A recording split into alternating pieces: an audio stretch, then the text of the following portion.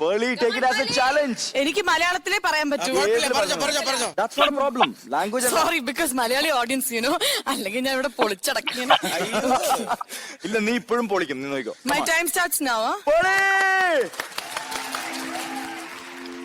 എന്താണ് പോയി എന്റെ കോൺഫിഡൻസ് പോയി. Ready. Buzzer, please.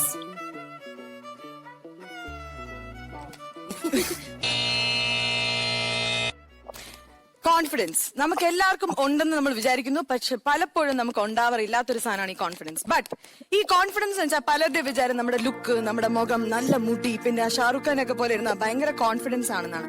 Four example, if I come here and stand and say I am very, very confident. I don't mean that. Actually, ഇവിടെ ഇങ്ങനെ നിന്നിട്ട് hi, I'm very confident. This is where you become confident.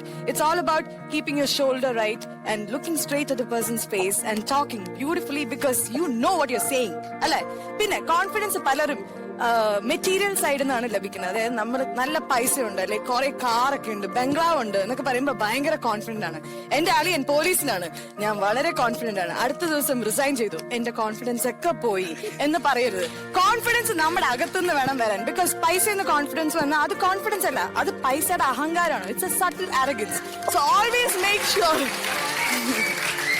So ആദ്യം നിങ്ങളെ തന്നെ ഇഷ്ടപ്പെടണം. നിങ്ങളുടെ മനസ്സ് നിങ്ങളുടെ കൂടെ നിൽക്കുകയാണെങ്കിൽ you will always be confident. I love you.